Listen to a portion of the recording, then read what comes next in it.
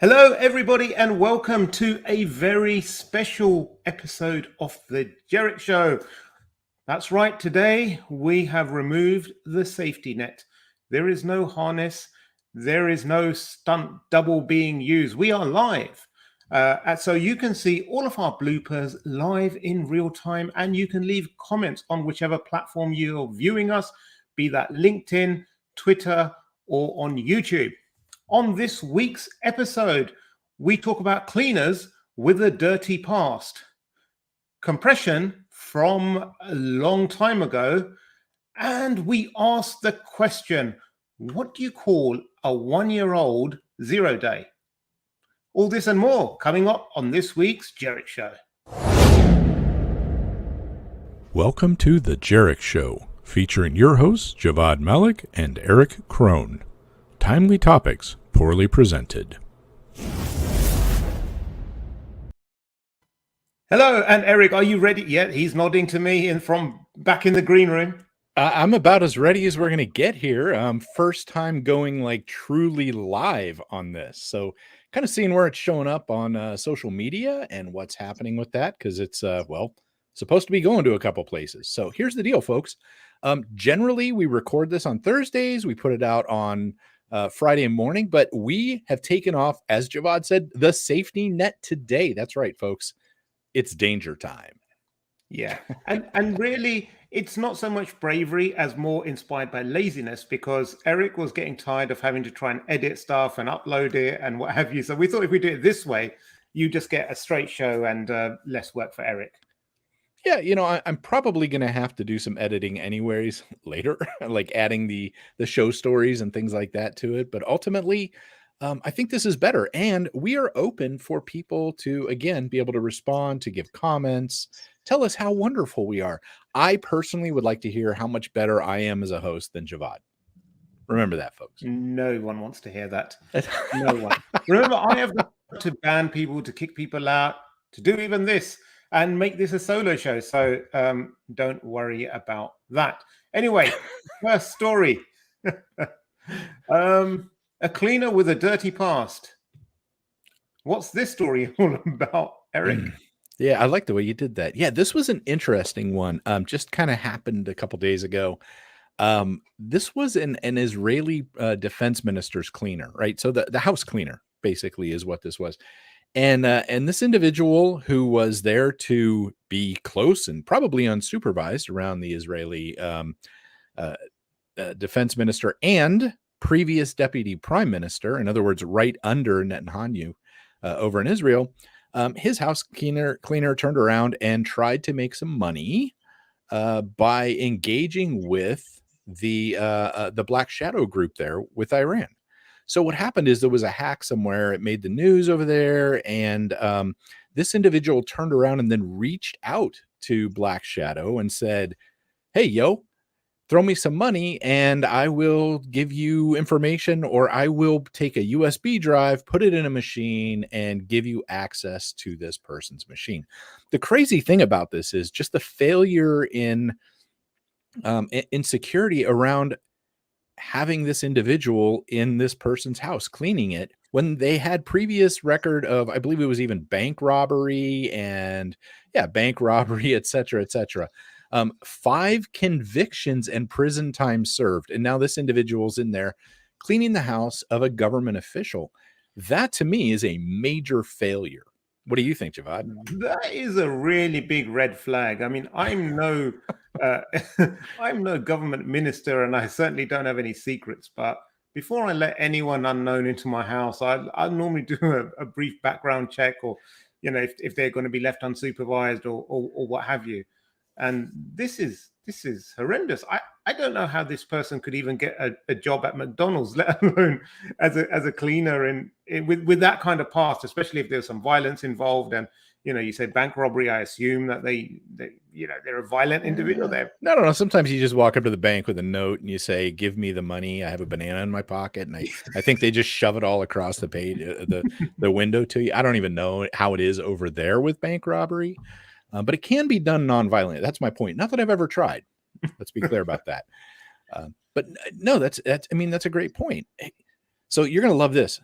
I wish we had the reminisce sound. That's what I need to do. I need to do some sounds on here. Mhm. We're going to reminisce back to my Army days Oh. because I know how you love that, right? So over at the NOSC there, the CT NOSC, we had a cleaning crew that would come through and we dealt with classified materials. So as they came into the room, we would yell uncleared in the room. And then everyone knew they had to like get their clear, their classified materials together. And then there was always somebody walking with the cleaning crew, keeping an eye on them. And, some folks thought, oh, come on, they've been cleaning here forever. We know all them, et cetera, et cetera. But ultimately, who do you really know, right? Let's do the tinfoil hat here. Do you really know these people? What was interesting in this one was that they turned around and contacted the other group, not the other way around. They weren't recruited. They turned around and went the other way. And we've seen espionage stuff like this attempts or extortion attempts through these cyber crime groups in the past, right? Remember the Tesla thing where somebody was trying to get the guy at Tesla to put a USB drive in and infect him with ransomware for money, and he gave it up to the FBI and stuff.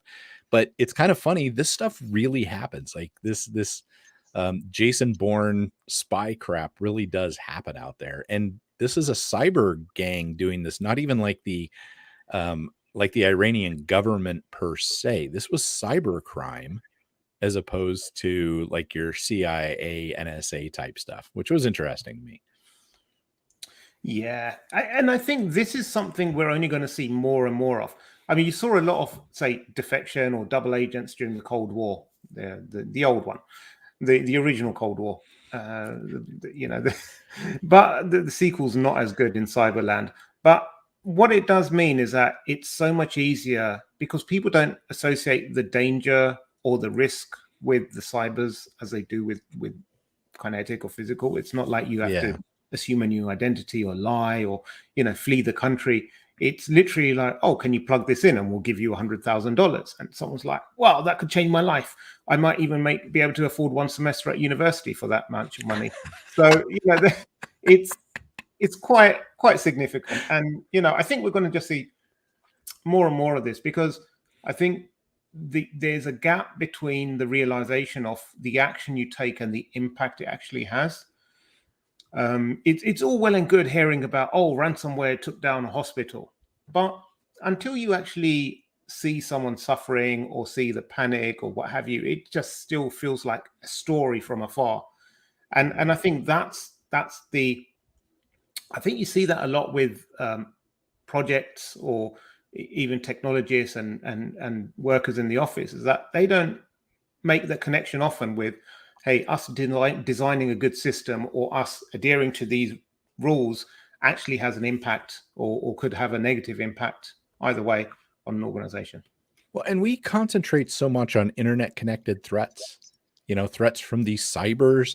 How often are we still thinking about the human threat within an organization, right? We always think about, well, we need to patch this and we have these vulnerabilities and this CVE's out and all that. But we've really kind of backed away, I think, in a lot of ways of thinking about the threat of a human within an organization as well. Like in this case, I mean, we know phishing's a problem, but not like spies, not like this. No. Anyway, are you ready for a bit of nostalgia? Okay. So the first thing I'm going to ask after reading this headline is, did they pay for WinRar? Did they actually, were they the one group that actually paid for WinRar? No, I think you know what they probably said to WinRar, look, people owe you millions from years from not paying you your licenses. Your subscription is like minus 20,000 days out of date, and you just click OK and you just carry on using it. We've got a way to recover those failed subscriptions for you. Just use it to pump it full of ransomware, put a strong password on it, have it to delete if the wrong password's inputted too many times, and we'll give you a slice of the pie.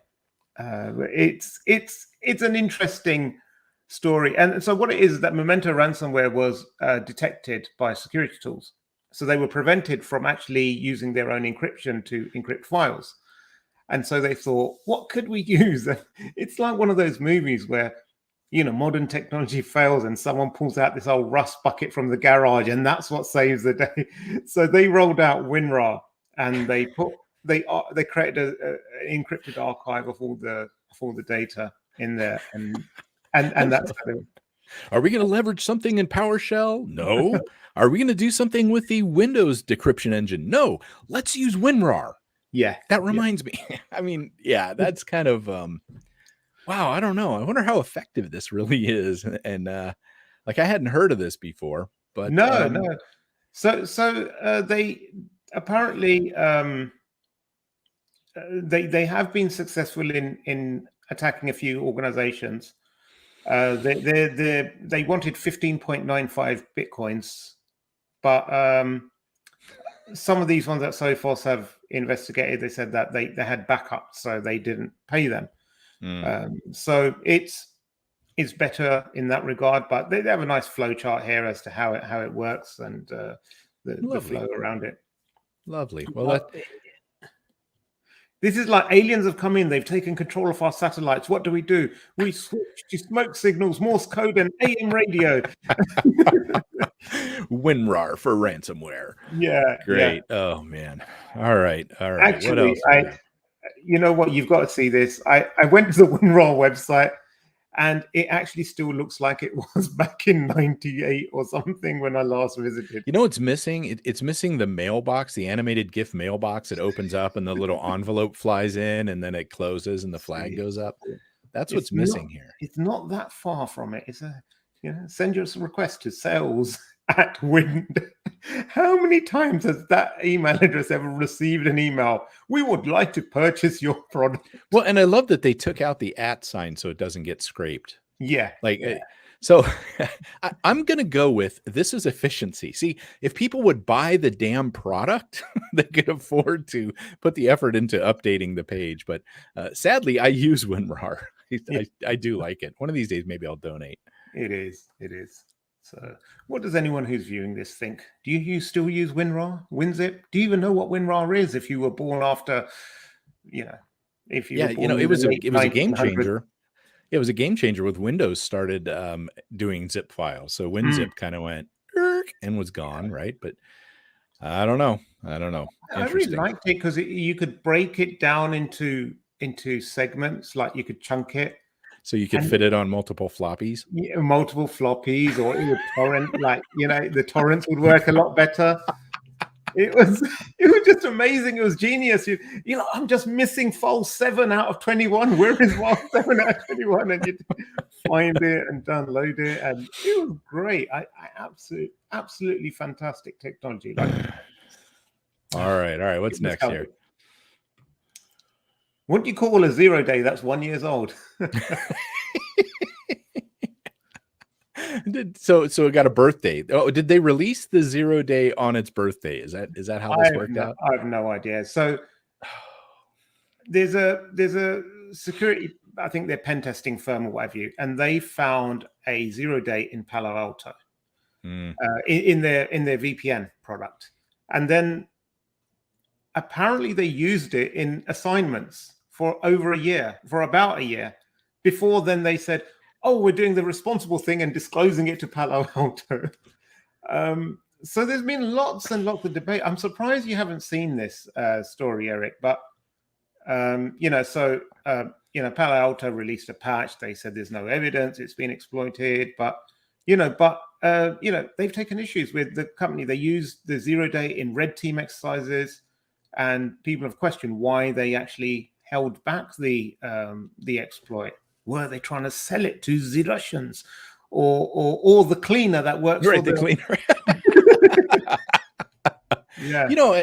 So I hadn't seen this. You're right. And here's this week has been kind of crazy. I really have been missing the news a lot this week. So, but here's the thoughts. I have a couple of different thoughts on this. Number one, if you're using it for red team exercises, what are you proving if you're using a 0 day to exploit them? What are you really proving, especially if you're using it over and over again? Oh, we can own your system. Well, okay, but I mean, with the 0 day, that kind of just happens. It seems kind of like unfair to me. I don't know. I mean, are they billing per per own. It I don't does. know. And did they disclose this in the report that they published to the customers? Right. Were they And just did the trying to make it customers look read like the report? Did they understand the report when they read it? I mean, if you're a customer and someone does a red team against you, and then they say, "Hey, we use these 0 days against Microsoft, yeah. Windows," would you not then turn around and say, "Have you disclosed this to Microsoft? Is Microsoft aware of this? Because if you can come into my network using these vulnerabilities, I'm sure someone else can as well." And then there's the awkward question about, so how do I fix that? Oh, well, we're just here to do the pen test. We don't tell you how to fix it. I mean, generally the idea behind a pen test is here's a vulnerability and here's what you would do to resolve that vulnerability. If it's a 0 day, it's like nothing can be done. Yeah. I mean, how elite we are. We'll send the invoice. Thanks. I don't even know. It's, it feels shady. And to hold off on a 0 day for a year is, I mean, if you think about what could have happened, I mean, obviously they said that there's no evidence that it's been exploited. However, if that does leak through one of your pen testers who's also hanging around on the dark web and someone says, hey, we need a 0 day and we're willing to spend $150,000 on it. If that gets out there, that organization needs to be held responsible for anything that happens as a result of them holding that 0 day for that much time.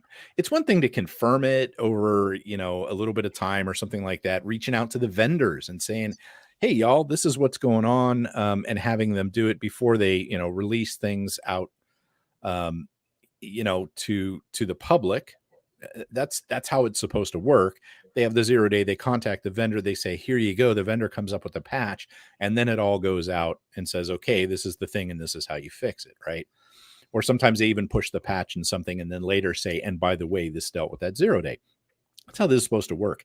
You don't hold on to it for a year and go doing attacks on places as part of your red team exercises using that. It's just bad idea. Yeah. It reminds me of like those stories of like a couple break up and then like one of them says, well, now I'm going out with your sister. And I was actually going out with her a year before you broke up with me. Joke's on you. We broke up 2 months ago. We've been dating for a year. Yeah. Your sister. Yeah. So folks, if you're enjoying this, whatever it is we're doing here, please be sure to like, subscribe, and share as well. Also, this is a video version right now. There will be a podcast version on this. We will be posting it on Podbean. So it'll be available on all your favorite like iTunes and on all your podcast areas there. I think we're even on, if you ask Alexa to talk to us or to hear from us. Uh-oh, she heard me. She'll play this podcast for you. So anyways, don't forget that part, folks. Yep, absolutely. Thank you. That's a very good radio voice you have there, Eric. It's Right, almost like you practice the commercial. It's 2 a.m. Nobody's listening to me. And now back to our show. All right. Tell me that's not the last story we had. Come on. No, we do have another one, and it's from our friends at the FBI. Your friends, more like our friends. Well, you're my friends as well. They offer me food and water and accommodation, unlike you. So, yeah. They meet up with you every time you travel over here. I've seen you over there at the TSA going, there's a guy in a suit wants to talk to you. They're very friendly. They're very good, competent, friendly people. I love them all. Please let me in when I come again. FBI system. Let me read that again. Let me read that headline. FBI system hacked to email urgent warning about fake cyber attacks. Yep, that's the story. What? So their email servers were somehow compromised, and they distributed spam email impersonating the FBI. So it's like one of those classic impersonation. And it warns about a sophisticated chain attack from an advanced threat actor known who they identify as Vinny Troyer. In other words, it's just as likely to be password reuse or a crap password as it is anything else. Sophisticated attack. Yeah. And this is just so, I mean, like they could have done so much worse than this, but they didn't. But, it's like, this is the problem. Like, now, if you're a user, if you've received this, your organization that's received this email, nothing in it would indicate that it's fake. The headers are there, it's a legitimate email address, and it's being sent. So, I think emails are the center of individuals and organizations' digital universe. Yeah. It's just the key linchpin that holds everything together. So if you don't protect that with everything you've got, you are really, really, exposing yourself. So put in place your multi-factor authentication, your other monitoring, your location-based controls, your device recognition. I mean, these things exist. It's not like we're talking about some advanced protection things. We're just talking about stuff that's been out there for a long time. Yeah, and this is classic business email compromise. Yeah. It's just classic business email compromise. This is the kind of stuff that happens that we talk about all the time within organizations where they get in and they send invoices from there. And it's so much harder for somebody to realize, like you said, when the headers are all aligned and all that kind of stuff, it is so much harder to it's so much harder to spot these things when they're fakes. Okay. And that's what makes them so dangerous. Over and over again, we see this kind of stuff, and it's very effectual. Now, somebody though, like the FBI getting hit, that's brutal. And you know what? As much as I joke, it very likely could have been something that was high tech with them. I mean, you would hope it is. Those are the kind of people that they go after. When you see your average, like, small business that pops up in sophisticated cyber attack, those are the ones that you always find out that it was somebody had, QWERTY as their password or something like that. Yeah. So I'll just bring this part up on the story again. The FBI is aware of the software misconfiguration that temporarily allowed an actor to leverage law enforcement enterprise portal, LEAP, to send fake emails. LEAP is FBI IT infrastructure used to communicate with our state and So, well, and then they go on saying the actor wasn't able to compromise data, access data, any PII or anything like that, and what have you. So that's good to know. But, again, the fact is that you had access to the email.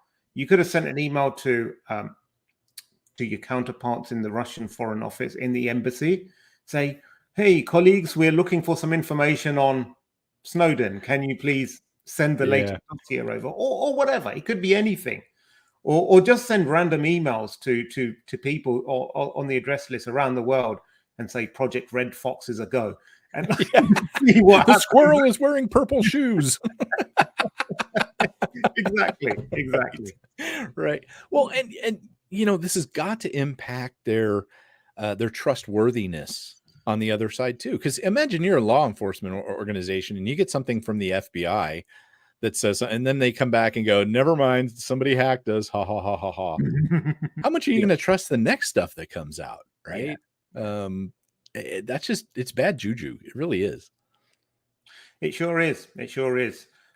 Speaking of bad juju, we haven't had any negative comments, so that's a great thing. Right. I thought you wearing a collared shirt today would bring a lot of bad juju. You almost look like you're due in court or something. Well, I had to kind of spice it up a little bit. We're going out for a nice department lunch. No one's interested in your personal plans, Eric. Anyway, thank you very much, everybody, for joining us on our first live Jerich show. Hope you enjoyed it. Don't be shy next time. Feel free to participate if you didn't. And until next week, stay secure, my friends.